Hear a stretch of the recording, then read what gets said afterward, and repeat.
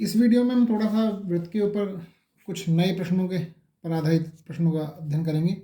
जैसे कि व्रत में कुछ विशेषताएं हैं कि व्रत है हमारा,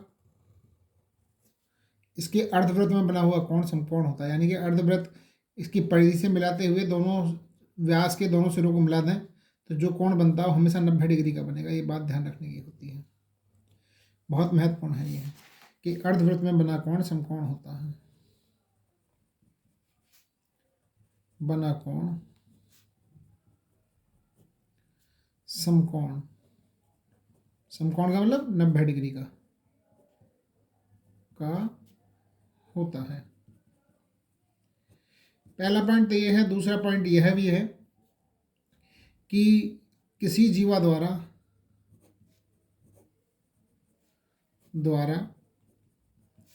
व्रत के एक ही खंड में बने कोण बराबर होते हैं।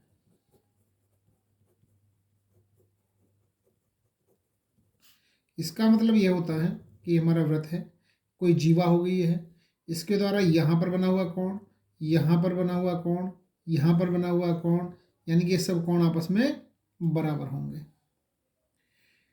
तीसरा पॉइंट हमारा यह है इसमें कि किसी व्रत में किसी जीवा द्वारा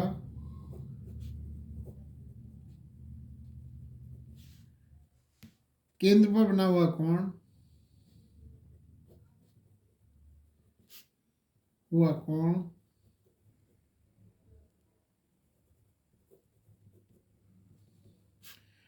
उसके द्वारा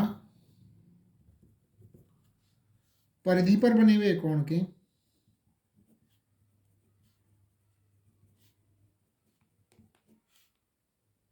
का 2 गुना होता है।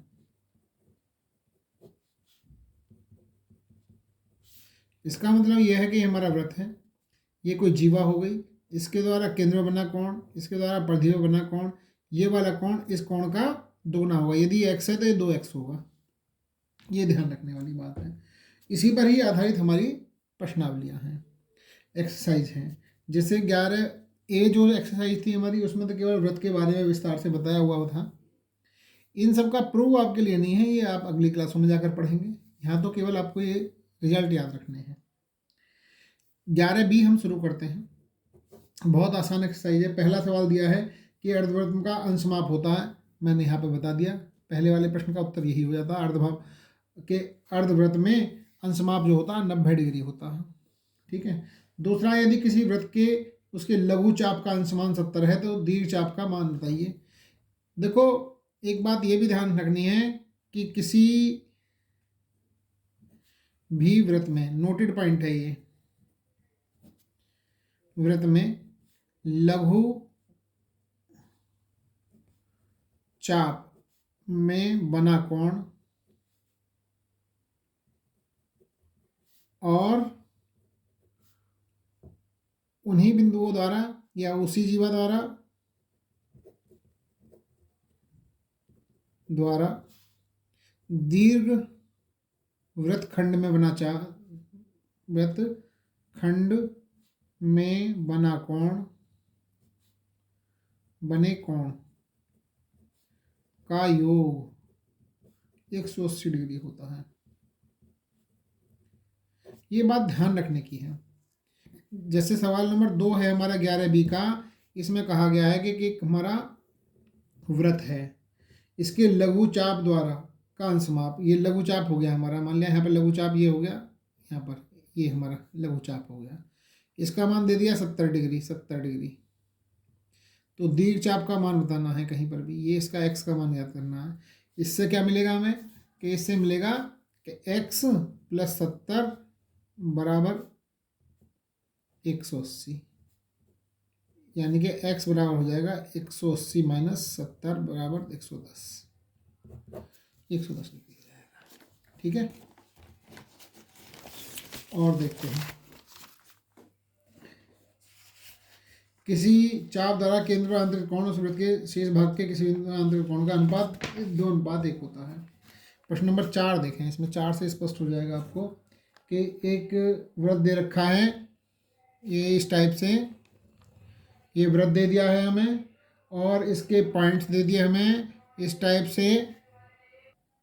इसमें ये ए दिया है, ये बी बिंदु दिया है, ओ बिंदु दिया है और यहाँ पर दे दिया हमें सी बिंदु, पी बिंदु और इसका मान दे दिया 35। हमसे पूछा गया यहाँ पर एक्स ले लिया कोई एक्स बिंदु, हमें एंगल ए एक्स बी का मान बताना है। बहुत साधारण सा है कि angle A X B plus angle P बराबर 180 डिग्री होगा। ए एक्स बी बराबर प्लस 35 बराबर 180 degree, angle A X B बराबर हो जाएगा 180 माइनस 35। 5, 8 में से 3 गए 5, 7 में से 3 गए 4 और 1 डिग्री, यानी एंगल ए एक्स बी का मान जो होगा हमारा 145 डिग्री हो जाएगा। ठीक है। क्वेश्चन नंबर 5 देखिए, इसमें ये दे रखा है दीर्घचाप अंतःकोणों के नाम बताने हैं। इसमें नाम तो आप बता सकते हैं, सिंपल सा सवाल है, इसको छोड़ देते हैं, इसे आप स्वयं करेंगे। क्वेश्चन नंबर 6 देखते हैं। वृत्तखंड में 3 बिंदु दे रखे हैं हमारे को, एक वृत्त दिया है हमारे को ये इस टाइप से। यहाँ पर बिंदु ए है, ये ओ है, ये बी है और ये सी है, इनको मिला दिया गया है इस टाइप से।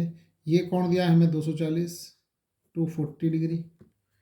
तो हमें एंगल ए सी बी का मान बताना है, एंगल ए सी बी। अब देखो एंगल ए सी बी क्या होगा, 1/2 एंगल ए ओ बी के, यानी कि 1/2 गुणा 240, 2 से कट गया 120 बार। एंगल ए सी बी हमारा कितना हो जाएगा, 120 डिग्री के बराबर आ जाएगा। यही हमें करना भी था इसमें। इस एक्सरसाइज में तो इतना ही है। फिर हमारी 5C 11C आती है। 11C आती में सवाल केवल हमें ये बताने हैं, एक ही साधारण सवाल हैं, बहुत सिंपल सवाल हैं।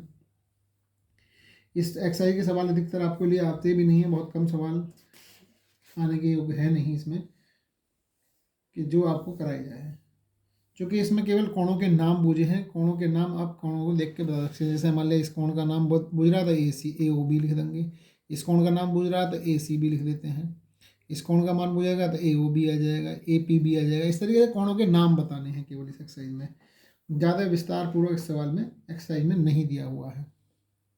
तो मेरा मानना है आप इन सवालों को कर लेंगे, ये एक्सरसाइज आपकी पूर्ण हो जाती है। नेक्स्ट एक्सरसाइज में नेक्स्ट टॉपिक लेकर चलेंगे।